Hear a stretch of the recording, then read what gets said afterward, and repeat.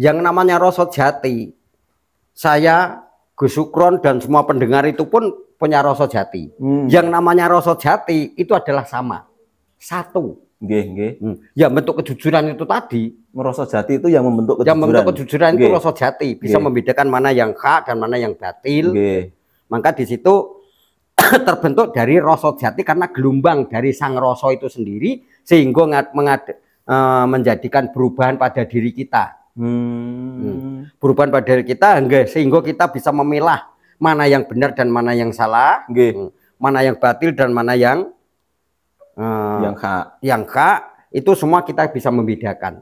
Itu yang namanya rasa jati. Jadi kita hidup disetir oleh rasa jati. Rasa jati itu larinya ke terpuji tadi. Nah, maka rasa jati itu siapa? Kalau rasa jati, Nurullah yang menggerakkan pada Nurun Muhammad. Itu jadinya rasa jati. Nah, kalau sejati neng rasa, berarti Nurun Muhammad kembali kepada Nurullah. Oh, kebalikannya. Kebalikannya. Berarti rasa jati itu pangejowantai. Pangejowantai Nurun Muhammad.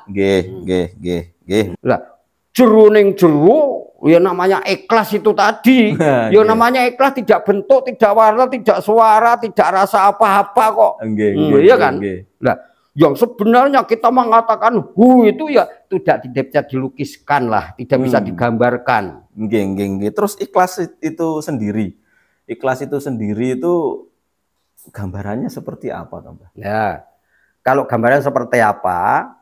Kaum Quraisy sempat bertanya kepada Ali, ya Ali, ikhlas itu bagaimana? Wah, aku yo ora ngerti, tak tekok Kanjeng Nabi aku. Iya Nabi, ikhlas itu bagaimana? Oh, saya aku tak tekok Jibril. Ya Jibril, ya Rasul, ikhlas itu bagaimana ya Jibril? Ya nanti dulu ya Rasul, saya mau bertanya kepada Allah. Sampai sekarang belum dijawab. Polali Jibril. Ya mau lali bukan lali.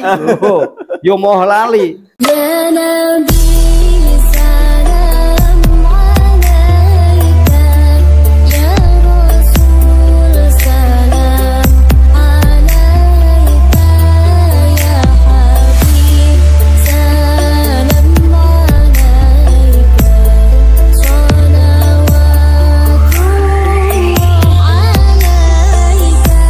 Assalamualaikum warahmatullahi wabarakatuh. Selamat malam, salam sejahtera buat kita semua.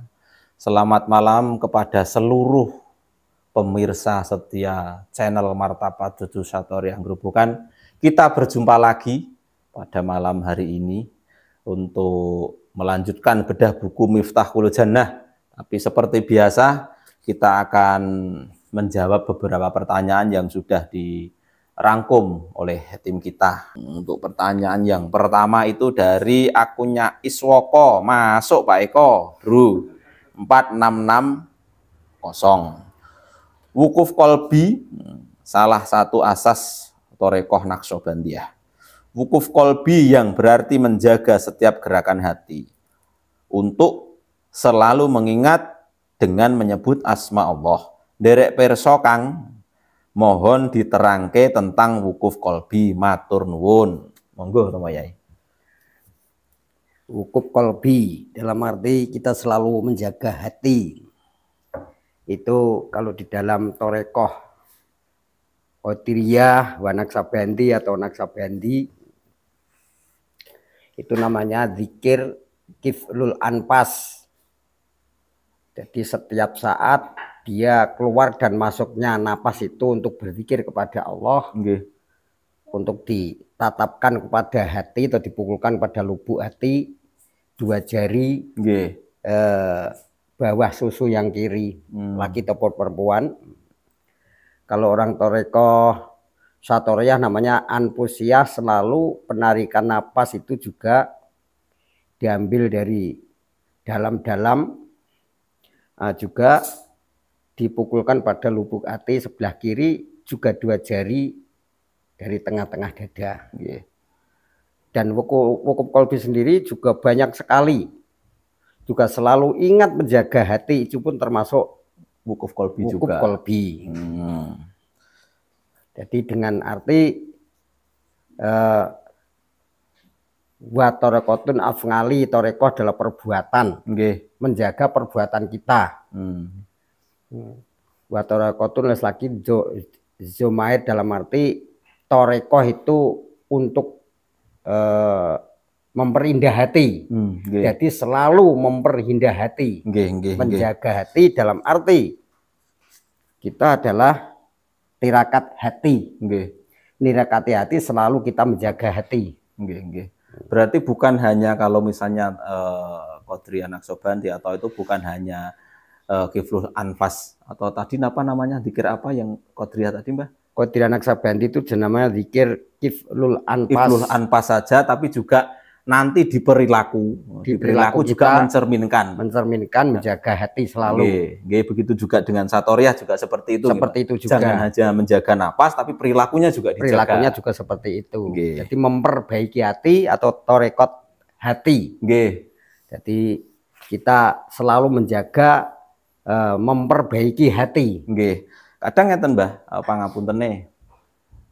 Ini bicara tentang toreko Satoriyah. Kadang-kadang secara umum itu banyak juga yang pengikut Satoriyah itu yang mengatakan bahwa yang penting aku jaga napasku. Tapi perilakunya tidak mencerminkan itu. Itu penjelasannya seperti apa? Nah, memang dalam arti napas itu kan nafsi-nafsi kan. Nafsi-nafsi berarti nafsi-nafsi bangsa awak-awak. Berarti dalam intisari menjaga napas juga jaga awak kan. Jaga nafsu, perbuatan kita semuanya ini dijaga tentang nafsu dari hawanya. Berarti yang penting siji kuwi tok, yang penting jaga napas. Masalah perilaku tidak diperhatikan itu jenenge wong apa? Nah, itu namanya ilmu tanpa laku. Ada kata-kata tidak ada bekas. Iya. Jadi kalau orang Jawa mengatakan ngelmu iku kelakone kanthi laku. Laku ning kelawan kas tegesing kas nyantosani. Setya budya pangekesi durhangkara. Jadi ngilmu iku dadine kanthi laku. Laku ning kelawan kas duwe tanda-tanda kas, ciri khas kos yang khusus. Yang khusus. Maka dari itu kalau kita tahu ilmunya, Allah tuh Maha Suci, kita harus berlaku suci misalnya. Allah tuh maha pemaaf, kita ya harus berlaku sifat maaf dan sebagainya. Dan maka dari itu kalau kita ini tahu ilmunya tapi perbuatannya nggak seperti itu, maka orang itu tanda-tanda ciri khas-khasnya. Jadi lakuning kelawan kas kudu duwe kas atau kos di tanda-tanda yang khusus. Artinya apa?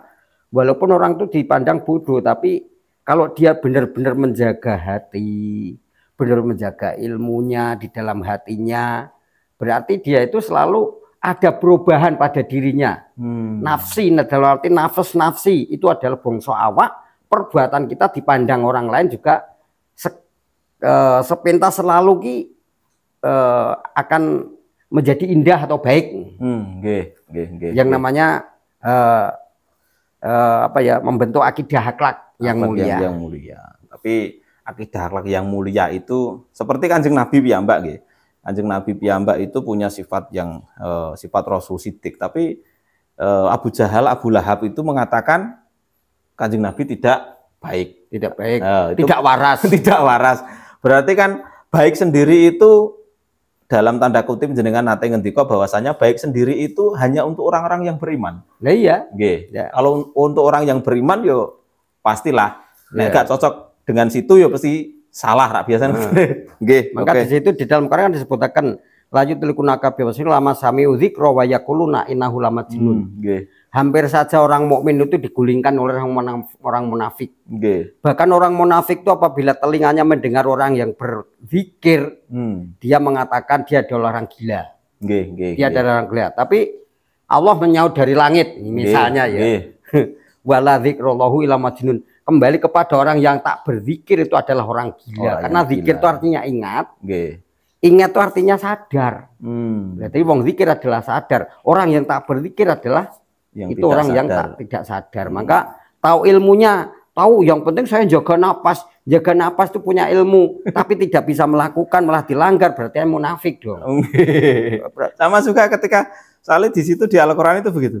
Ketika mendengar orang yang berzikir itu dalam arti secara umum itu yang la ilaha illallah atau ilallah atau Allah atau subhanallah atau astagfirullah, biasanya seperti itu, Mbak. Iya. Padahal pada hakikatnya itu yang jenengan terangke jenengan ngendika gitu bahwasanya bukan cuma lesannya saja. Ya, biarkan dengan gerakan. Oh, cerminannya gerakan itu. Cerminan gerakan lah. Kalau orang tuh hatinya mang zikir, gerakannya ya zikir dong. Dalam arti apa? Menyifati. Menyikapi dengan apa sifat-sifat Allah. Sifat Allah maha suci, kita ya maha suci. Sifat Allah maha ngapura, kita maha ngapura. Gusti Allah itu sifatnya maha. Maka kita punya memiliki sifat Rahman wa Rahim, belas dan kasih dan sebagainya lah. Oke, matur sembah nuwun, Mbah. Ini kita lanjut kepada pertanyaan yang kedua. Ini dari akunnya Wahid Abdul Jamal Temanggung. Amit sewu nggih, niki kula maos wonten kitab sing nerangake Nabi Isa nanti akan ikut agamanya Nabi Muhammad. Yang saya tanyakan, Nabi Isa itu nanti akan turun di bumi, niku cuman rohnya saja atau dengan jasadnya? Saestu niki kula dereng saged memahami, nyuwun penjelasannya matur suwun. Ya. Maka ya tentu saja ya bukan rohnya, bahkan bukan jasadnya. Tapi harus benar-benar li ayati li qaumi yatafakkarun. Yang bisa nerima ayat Allah itu hanya orang yang berpikir. Coba kalau kita berpikir, kalau kembali kepada jasadnya apa yang rusak? Anu ya. Geger dunia toh ya. Geger ngowahi kodrat ya. Upama rohnya ya dinjingi roh ki pomo aku Nabi Musa, Nabi Isa ya mungkin saja malah dibeleh wong ya. Itu karena sifatnya sudah bukan. Nah, di sini karena kembali Allah kembali ke pangkuan Tuhan Papa kalau di dalam Injil ya. Allah kembali kepada Rohullah, Isa kembali kepada Rohullah. Lah namanya Rohullah itu bagaimana? Sedangkan Nur Muhammad sendiri dari tetesan Nurullah. Kalau Isa sudah kembali kepada Rohullah, bagikan garam kemarin ya. Garam itu dari laut.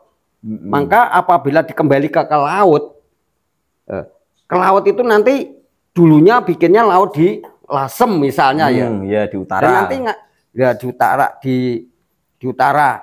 Dan nanti jadinya laut Segoro Kidul. Itu kan juga Yasin ya? Iya, sama dari laut juga. Dari laut juga lah. Maka roh Nabi Isa kok kembali ke dunia itu tidak mungkin. Karena kembali kepada Rohullah. Maka akhirnya dia mengikuti agamanya Nabi Muhammad. Agama Nabi Muhammad tentu saja. Jadi kita ini juga kepada Rohullah kan ya. Kita ini kejadian dari Rohullah juga, ditetakan dari Nur Muhammad. Sehingga jadi kita ini. Nah, maka semua yang ada yang beragama, bentuknya yang beragama. Nah, itu semua dari roh Nabi Isa yang sudah kembali kepada Rohullah. Rohullah kembali ke dunia lagi menjadi roh-roh yang banyak itu lagi. Dengan bentuk yang berbeda. Berarti kalau apa namanya di dalam kitab itu dijelaskan bahwasanya nanti Nabi Isa akan dihidupkan kembali, itu yang hidup apanya? Yang hidup pada kejiwaannya, karakternya yang beragama. Mungkin saja karakternya Kanjeng Nabi Muhammad, semua Nabi Rasul itu juga memiliki karakter yang sama. Maka dari itu semua Nabi Rasul itu punya sifat Muhammad semua. Muhammad dalam arti yang terpuji. Kalau Hamid adalah terpuji. Terpuji inilah semua itu adalah dari Nurun Muhammad juga. Nurun Muhammad. Jadi semua Nabi dari mulai Nabi Adam sampai Rasulullah itu syariatnya berbeda semua. Berbeda. Terus ciri yang menyamakan kok itu bisa disebut Nabi atau Rasul itu di terpujinya itu, Mbak. Terpujinya lah, maka semua nabi itu tentang syariatnya tetap beda. Cara ibadahnya tetap beda. Tapi ada tanda-tanda yang sama. JUJUR.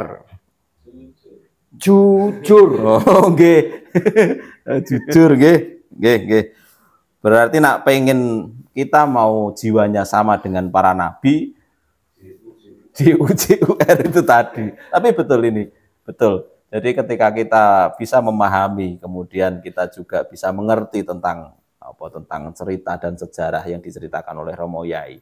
Memang orang mungkin ya nera jujur untuk label nabi. Tapi dalam arti jujur sendiri juga butuh tinggal moni ya, butuh tinggal moni seperti apa ya. Nera tinggal moni yo digurukne. Nah. Terus misalnya gini, Mbah. Jadi yang sering yang sering di masyarakat itu yang sering muncul fenomenanya adalah ketika aku jujur apa enenge nek aku ki gane mabuk, aku ki yo maling, daripada aku aku tidak mengakui itu, aku dadi wong munafik. Ngoten niku Mbah? Penjelasannya gimana niku? Nah, itu jujur, tapi jujurnya itu adalah bubur ayam itu. Blobor. Berarti tidak memahami jujur kalau itu dia sendiri. Jujur, saya bekas orang pemabuk, saya bekas orang penjudi, saya bekas orang pencuri. Okay. Kalau bekas orang pencuri, dia sudah jadi pensiun dari pencuri, jadinya apa? Jadi mantan orang baik. Jadi orang baik kan? Okay. Itu jujur. Tapi kalau masih di situ, lah kita menceritakan tentang apa itu tadi yang dinamakan yang terpuji kan. Kalau yang tidak terpuji ya yang dikatakan jujur. Berarti jujur sing kleru teng mriku niku. Nah, ya. Soalnya sering, Mbak. Teng Jobo yo mengatakan ngono kuwi. Aku jujur ngomong apa enek aku ki tukang main. Ning maling kan yo nyolong. Apa pernah permisi? Nggih. Kalau jujur permisi dong. Berarti nyolong sendiri itu adalah mencuri itu sendiri itu perbuatan yang tidak jujur. Tidak jujur. Nggih, Mbak. Oke, bahwasanya di kitab sendiri, jadi ketika kita membaca kitab, kita pun harus menyelami maksudnya apa. Jangan dipangan mentah. Ini dipangan mentah. Oke, matur sembah nuwun. Untuk yang pertanyaan yang ketiga ini dari KUC Z89. Rasa jati, ucapanmu yo ucapanku, batinku yo batinmu, nesumu yo nesuku. Kemarahan menjadi lebih baik. Ora beda triwikromone Semar. Mohon penjelasannya, matur suwun, Mbah. Ya, memang itulah yang dinamakan rasa jati. Yang namanya rasa jati, saya, Gus Sukron dan semua pendengar itu pun punya rasa jati.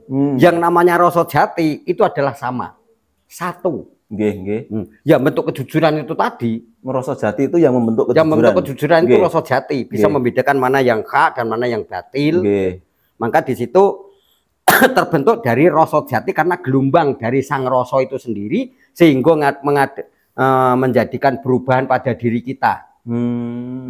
Perubahan pada diri kita sehingga kita bisa memilah mana yang benar dan mana yang salah, mana yang batil dan mana yang hak, itu semua kita bisa membedakan. Itu yang namanya rasa jati. Jadi kita hidup disetir oleh rasa jati. Rasa jati itu larinya ke terpuji tadi. Nah, maka rasa jati itu siapa? Kalau rasa jati Nurullah yang menggerakkan kepada Nurun Muhammad. Itu jadinya rasa jati. Nah, kalau sejati ning rasa berarti Nurun Muhammad kembali kepada Nurullah. Oh, kebalikannya.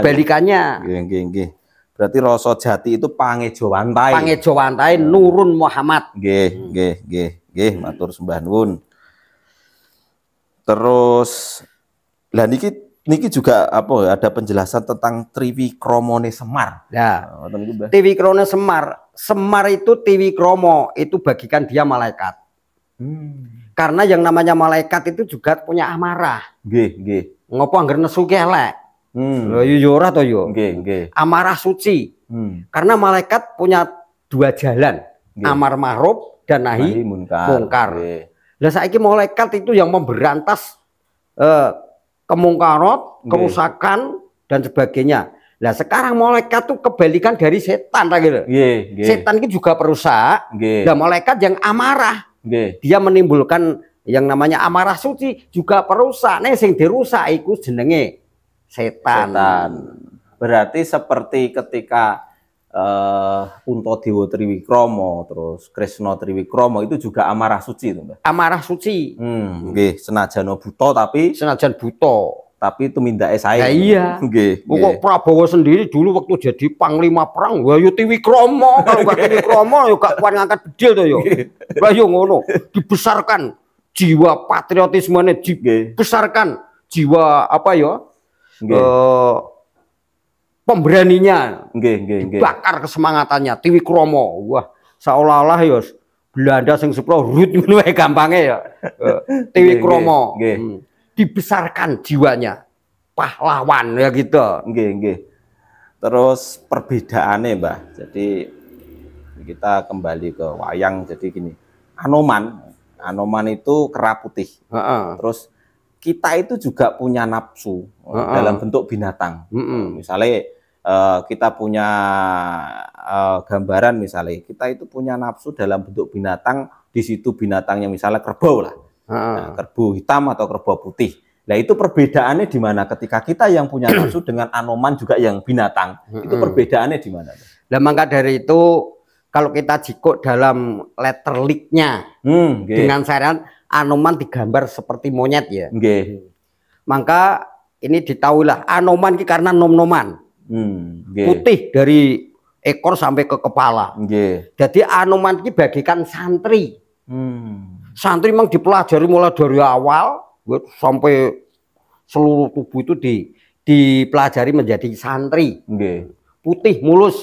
Malah Anoman itu hewan yang menganyelkan, menjengkelkan, menganyelkan. Tapi golek salah ora pernah. Gak temu. Santri iki jiwane kethek lho. Nek ora berkat wah saestu niku Mbah. Ku tenan. Aku wis tau nang kandang ayam kok. Wis pokoke santri sifatnya kethek, golek lupute ra gelem kena. Mongko Anoman sifatnya nom-noman. Artinya apa? Santri. Mula rumahnya itu adalah dinamanya Poncowati. Ponco itu 5. Wati hangen-hangen. Pandulu pengucap pengurung kabeh iku dibentuk. Mula diarani Poncowati. 5 hangen-hangen atau 5 hati. Mula dinamakan Anoman. Rumahnya Kendali, kayakane Kendali Sodo, kendalinya sabdo ngendika. Ora iso ngomong, ora iso cerita, mondok ben iso dalil kaya sapa Gus iki mau sinten Mbak sing nyenani Gus Miftah. Gus Miftah ben pinter dalil ngono lho. Ngono pinter dalil Gus Miftah duwite akeh. Oh, duwite akeh ngono. Nggih. Sapa sing ora pengen kok Gus Miftah? Iya. Satu panggung 20 juta. Ya dol ayat mbok ora aku ya arti aku. Nah, terus perbedaannya dengan ketika kembali ke mikrokosmos Mbah. Kita juga punya nafsu dalam bentuk binatang. Misalnya kerbau atau sapi di situ, walaupun itu putih rupanya, misalnya putih rupanya, ya sapi mungkin rupanya putih, sapi rupanya abu-abu, ngoten niku. Perbedaannya dengan Anoman ini apa, Mbah? Ya beda dong. Kalau Anoman tuh sifatnya IQ-nya tinggi. Dia juga tunggal guru karo Brotoseno. Maka nah di situ dengan perbedaan, kalau Anoman tuh mulai dari lahir, mulai dari perut ibunya dia sudah berguru kepada Sang Wisnu, Sang Dewa Bayu. Betara Bayu. Betara itu adalah penggedeng dewa, Bayu itu tegese angin. Dalam arti di situ mulai dari kecil sampai besar. Maka dari itu tunggal gurune Sang Brotoseno iki hewan semua. Maka di situ punya napas juga. Maka sing dinamakan Brotoseno dan Anoman itu tunggal guru. Artinya apa? Betara Bayu penggedeng angin. Napasnya sudah diisi. Napas masuk dan keluar untuk bersolawat dan untuk berzikir kepada Allah Subhanahu wa ta'ala. Iya. Maka punya napas itu diwajibkan zikir itu di apa? Di solawat nariyah. Maka tiwan napasin ya. Selagi punya napas diwajibkan bersolawat. Bersolawat punya napas harus bersolawat. Nah, maka dari itu kalau kita punya napas bersolawat itu seperti Anoman dan Brotoseno. Walaupun dia itu diwedarkan yang namanya napas, anpas, nupus, wa anpus. Maka rakyat tango itu yang namanya Anoman itu hewan, napasnya diisi dengan ingat kepada Allah, itu walaupun itu hewan kepetung manusia. Karena perilakunya dah terpuji seperti manusia. Tapi nak kita niku durung mesti nggih. Nah, kita ini manusia napasnya masih kosong, yo napasnya ra beda kebo sapi. Nggih. Berarti gambarannya itu tadi perbedaan. Iya, napas yang belum diisi ilmu. Nggih, Mbah. Oke, kita lanjut kepada pertanyaan yang keempat, itu dari akunnya Mbak Fitri Setiaji. Assalamualaikum. Waalaikumsalam warahmatullahi wabarakatuh. Derek tangklet, Mbah, tolong jelaskan yang dimaksud surat Al-Baqarah ayat 115 yang artinya di mana kamu menghadap di situ wajah Allah. Yang mana yang dimaksud wajah Allah itu, matur suwun. Nah, maka dari itu semua yang ada di rumahing bumi sak kureping langit iki kabeh wajah Gusti Allah. Kalau orang yang sudah percaya, sudah makrifah kepada Allah, dia bisa tahu tentang Allah, maka di situ di mana saja dia memandang Allah, di situ ada dia. Tidak keterlihatan makhluk, yang terlihat adalah Allah. Jadi tidak keterlihatan makhluk, yang terlihat adalah yang menciptakan makhluk. Jadi di mana saja, karena Allah itu melimputi semua alam, melimputi semua makhluk yang ada, kabeh kelimputan dengan zat-Nya. Nah, maka dari itu kita tidak memandang makhluk, tapi yang terlihat itu adalah yang menciptakan makhluk. Berarti ini ya, ayat ini itu ditujukan kepada orang yang sudah bermakrifat, yang sudah bermakrifat, atau orang yang sudah berpikir. Dia makrifat kepada sifat-sifat Allah. Kalau yang masih awam belum pasti belum mampu. Nanti diraba-raba ya. Saya pernah di Temboro itu dengan Swargi Romoya Mahmud Kolik Umar. Ada burung yang terbang, lah Kang Ji, itu manuk kok mebur Gusti Allah mebur dhuwur Kang Ji. Begitu lewat ada daun-daun pohon, daun-daun pohon itu. Singkong itu. Wah, Kang Ji, Gusti Allah lemu-lemu Kang Ji. Ya, coba ini kalau yang mungkin saja kalau Ramaya itu sini bisa memandang saya, yang ditunjukkan adalah sifat-sifat kuasa Allah. Semua yang ada itu adalah ciptaannya. Berarti yang dimaksud dari ayat ini adalah wajah itu sifat-sifatnya Allah. Iya, itu semua yang ada di dunia itu adalah wajah lillahi ta'ala. Semua adalah Allah. Dilihatkan sifatnya itu tadi. Sifatnya. Matur sembah nuwun. Kita lanjut kepada akunnya M Pajeri. Assalamualaikum. Waalaikumsalam warahmatullahi wabarakatuh. Kiai, adakah perbedaan surat Ikhlas dengan zat Allah alias Nur Muhammad? Matur sembah nuwun. Kalau surat Ikhlas itu adalah Muhammad. Kalau Ikhlas itu adalah Allah. Perbedaannya di situ. Ya, karena di situ ada rujukan kul dawa soro Muhammad Jadi Muhammad itu suruh mengatakan yang membaca surat itu kan Muhammad kan. Ya, dia kul dawa soro Muhammad itu dimakrifatkan, diilmiahkan, bahasa istilah adalah Allah. Itu adalah Allah. Berarti kalau surat Ikhlas, suratnya itu adalah Nur Muhammad, bahkan ikhlasnya itu adalah Nurullah. Terus tadi jenengan ngendika bahwasanya kul dawa sira Muhammad kata ini sendiri ada rahasia apa di situ? Nah, yang namanya itu kan dia kan. Ya, terserah kita. Jadi orang yang mengatakan itu tidak merasakan dirinya sendiri. Ada yang dilihat, ada yang dipandang. Karena ini bicara tentang Allah, zikir kepada Allah, berarti itu adalah dia sopo, ya dia Allah. Reti-retine dhewe. Reti-reti dhewe, roroe dhewe. Wong liya gak iso reti. Nah, misalnya mencintai sesuatu cewek itu dulu kan ya saya sendiri. Orang yang ku cintai itu dia siapa? Idolaku. Siapa? Rembulanku. Padahal kan namanya bukan rembulan toh yo. Kula nggih nate mireng niku Mbah, dadi Kang Ali niku jian. Arep nanti Kang Ali ning gone pacarku. Lah iya. Pacarku sing ngerti dhewe kula Pacarmu sapa? Ya dia. Siapa? Rembulanku. Ya, boleh saja kan ya. Oh, seperti itu ya. Nggih, nggih. Apakah maka dalam kata hu terserah kita menyampaikan, kita melihat dinamakan siapa. Lah, jeruning jeru ya namanya ikhlas itu tadi. Ya namanya ikhlas, tidak bentuk, tidak warna, tidak suara, tidak rasa apa-apa kok. Iya kan? Nah, yang sebenarnya kita mengatakan hu itu ya tidak bisa dilukiskan lah, tidak bisa digambarkan. Terus ikhlas itu sendiri. Ikhlas itu sendiri itu gambarannya seperti apa, Mbah? Ya. Kalau gambarannya seperti apa? Kaum Quraisy sempat bertanya kepada Ali, ya Ali, ikhlas itu bagaimana? Wah, aku yo ora ngerti, tak tekok Kanjeng Nabi aku. Iya Nabi, ikhlas itu bagaimana? Oh, saya aku tak tekok Jibril.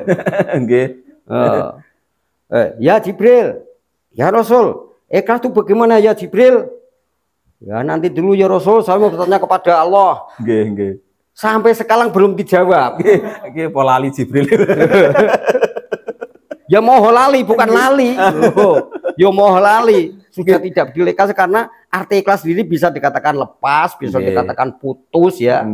Ya. Tidak bentuk, tidak warna tadi. Nah, iya. Walaupun bagaimana kita berak atau kencing saja, sehari 3 kali saya kencing itu sudah nggak ikhlas kok. Berarti secara garis besar ketika kita masih ingat, ya itu diarani urung ikhlas lah. Urung ikhlas. Maka kalau surat ikhlas itu adalah milik Kanjeng Nabi. Karena diperintah Gusti Kul Dawi Soro Muhammad. Itu. Tapi ikhlasnya itu yang miliki Gusti Allah. Oke, kita lanjut pada pertanyaan yang ke-6. Ini dari M Fajri lagi. Assalamualaikum. Waalaikumsalam warahmatullahi wabarakatuh. Bersahadat yang benar adalah Muhammad. Muhammad sudah disempurnakan dan Muhammad diperkenalkan Allah Subhanahu wa taala dengan Ya'jud, Ma'jud, Dajjal, sapi betina. Atau semua nabi dan rasul adalah Muhammad. Pripun nek ngoten niku Yai matur suwun. Nah, maka dengan bermusyahadah atau bersahadat sendiri, dengan bersahadat asyhadu, saya bersaksi ya. Anak saya ini ingsun setuhune ora ana pangeran kang tak sembah kejaba Gusti Allah. Lan bersaksi ingsun, aku niki lho bersaksi ingsun bahwa Muhammad utusan Gusti Allah. Maka ini kalau disarengatkan dengan kata Nabi Muhammad itu adalah nama orang. Nama orang yaitu putra dari Sayyid Abdullah. Karena dia yang membuka ilmu agama yang sampai sekarang kita ikuti, jadi penyerah hati, jadi pepadangnya hati ya. Jadi oboring dunia, seluruh dunia ini tadi, maka patuh kita bersaksi bahkan Muhammad utusan Allah niki dengan secara letterlik. Letterlik dengan syariat. Dengan kaljasati dengan yang apa ya pada umumnya ini ya. Itu maka itu ada 2 arti atau ada 2 unsur. Yang kedua Muhammad Rasulullah, maka di situ arti Muhammad itu bahasa Indonesianya apa? Muhammad itu bahasa Indonesia adalah yang terpuji. Sedangkan Hamid itu adalah terpuji. Nah, maka kita bersaksi Muhammad Rasulullah adalah dijawab dengan simbolis. Dia adalah Nurun Muhammad. Nah, maka semua nabi, semua mukmin, semua wali ya, semua orang mukmin ya, ngawam maupun kos semua tuh semua punya sifat Muhammad. Semua punya sifat Muhammad. Bahkan semua punya sifat Rasul. Nah, maka dari itu kalau dijawab dengan simbolis, maka itu adalah Nurun Muhammad. Itu kita bersaksi yang jelas karena apa? Nah, maka di situ dijawab dengan simbolis, maka aku nekseni bilih Muhammad iku utusane Gusti Allah. Lah mangkana aleh kuneksa ini dengan diriku sendiri. Nggih. Dengan akuku dhewe ya. Nggih. Gak karo kowe-kowe kabeh kuwi. Nggih. Itu adalah Muhammad Nur. Muhammad itu adalah suci.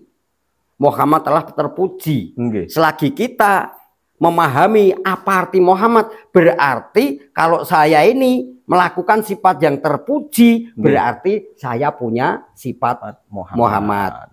Berarti bukan cuman Nabi dan Rasul. Bukan cuma Nabi dan Rasul. Seluruh manusia itu seluruh punya sifat. Manusia punya sifat Muhammad. Asal yang apa akidah akhlaknya itu terpuji. Akidah akhlaknya yang terpuji. Nah, sifat Rasul selagi kita masih hidup ini dengan penaksianku dewe, aku dewe penaksian dengan diriku sendiri, saya bersaksi bahwa roh idhofi itu adalah utusan Gusti Allah. Yaiku sing dirani Sang Sukma.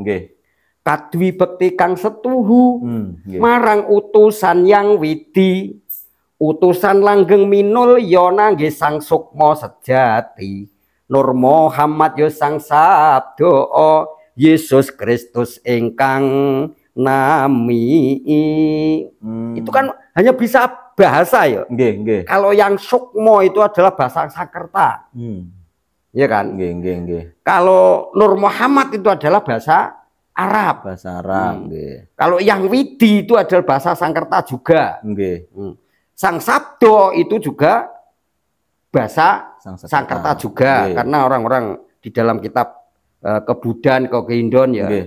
Nah, Sang Yesus Kristus itu adalah bahasa Kristiani. Maka bahasa Kristen, Sang Yesus Kristus. Yesus adalah guru, Kristus adalah roh, guru yang roh yang di dalam diri kita.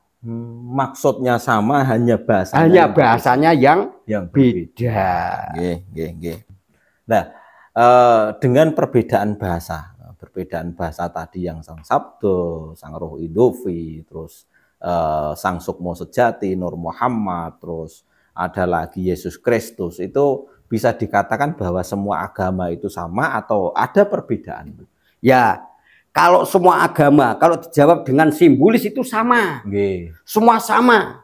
Tapi kalau dijawab dengan letterlik, ya nggak sama. Kanjeng Nabi Muhammad, Nabi Isa, Nabi Musa, sarengate beda-beda kok. Tapi dengan simbolisnya sama. Mbah. Oke, kita melanjutkan pertanyaan yang ke-7. Ini dari Tri Hardianto 9193. Assalamualaikum. Waalaikumsalam warahmatullahi wabarakatuh. Mas Sukron, izin bertanya. Harjanto dari Bayat. Assalamualaikum Kang Harjanto. Perbedaan dan persamaan malaikat dan dewa itu apa? Setahu saya malaikat diciptakan Allah dari cahaya.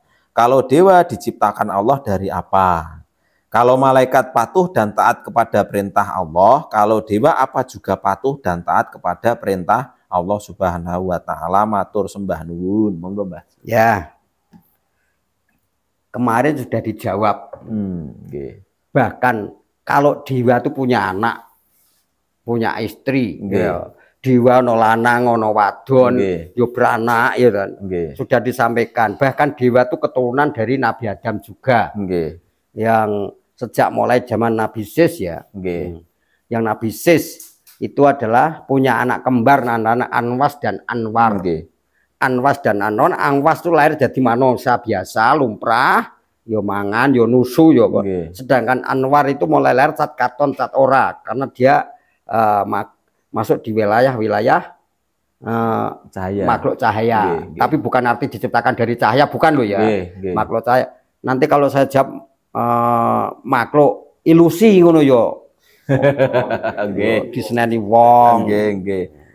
Nah, Anwar sendiri ya bertapa sampai di Pulau Dewa, musuhan karo cerita jin. Akhirnya diperangi, menang.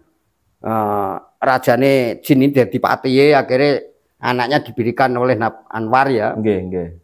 Akhirnya sehingga jadi raja di situ, dirajakan di situ, diangkat menjadi Sang Hyang Nur Cahyo. Lah punya anak satu yang namanya Cahya Nur Rasa.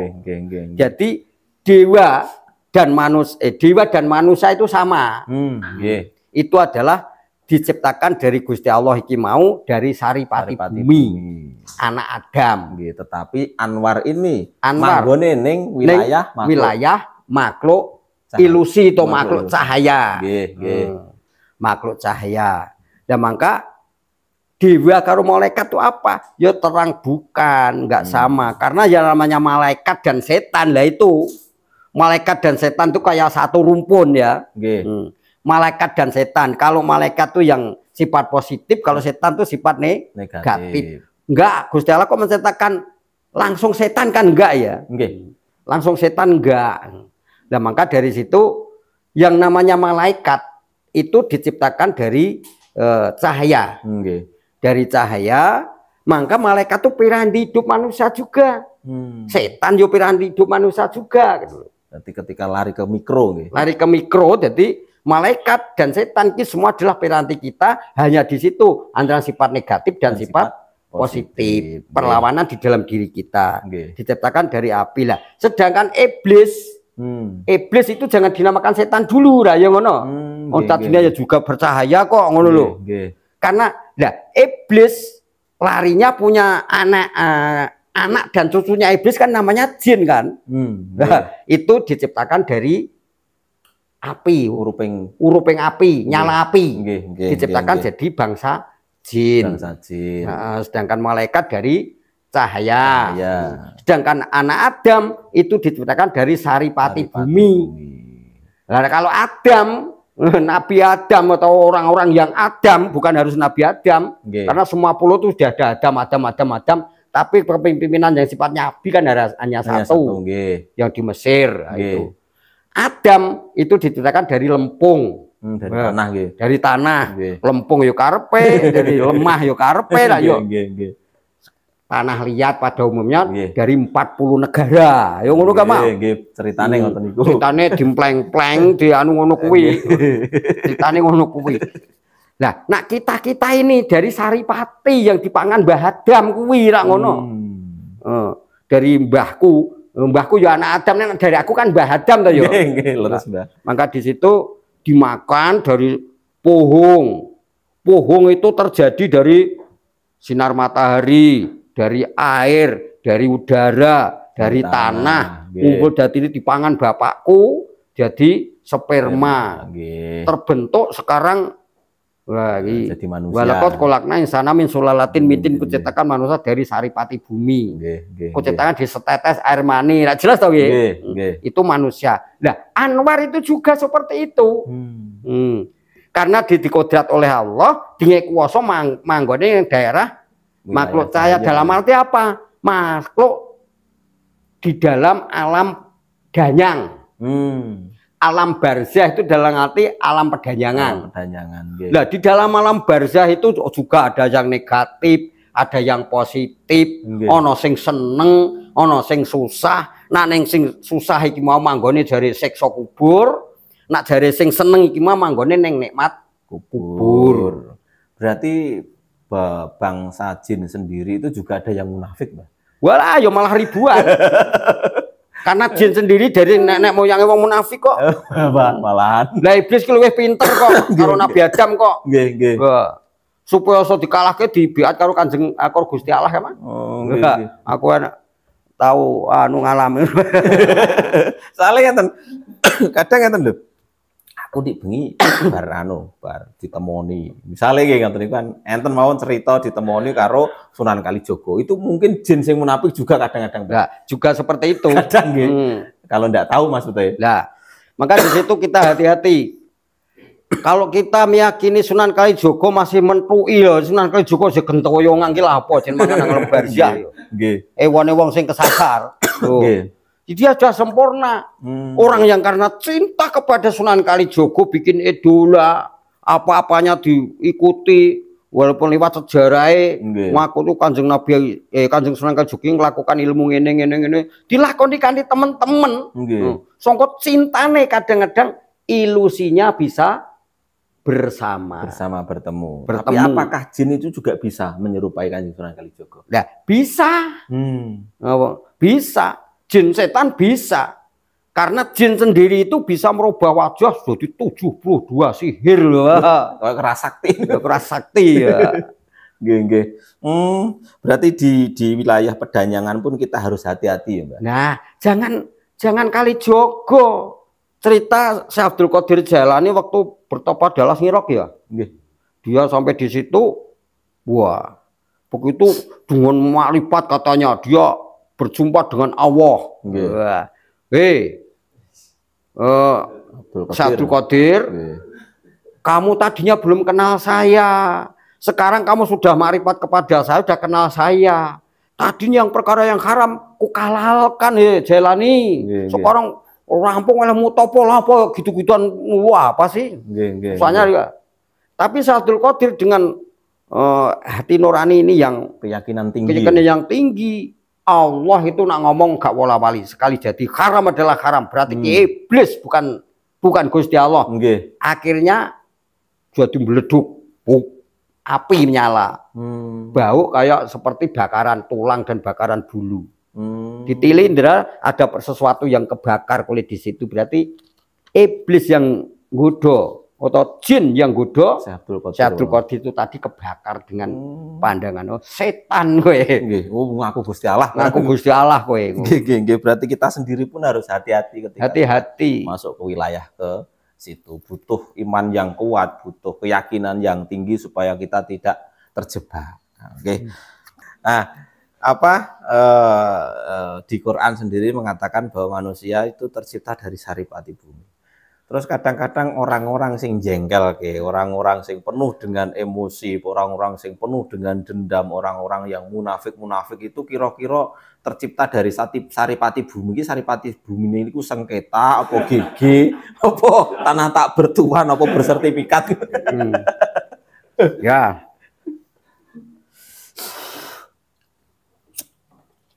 Ya mungkin saja karena piranti hidup kita kan sama.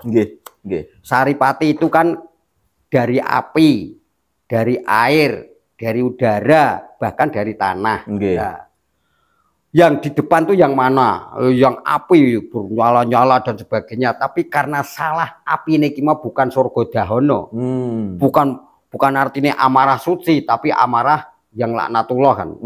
Ya mungkin piranti itu sama saja. Dia itu hanya tidak bisa mengalahkan 4 elemen di dalam dirinya.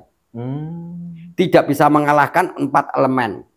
Jadi amarah, lama, supiah, mu'tmah, geni, bumi, banyu, angin. Jadi 4 anasir diciptakan dari saripati bumi ini tadi semua kan dari nafsu. Jadi nafsu kan.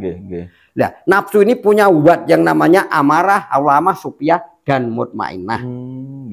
Nah, maka yang sedangkan Nurun Muhammad itu diterangkan dari Nure Gusti Allah ke bawah sampai ke alam yang namanya alam misal itu nur malakut masuk di dalam dirinya bleng juga. Jadi dia itu kalah dengan dari apa ya elemen yang dari bumi banyu angin itu tadi saripati.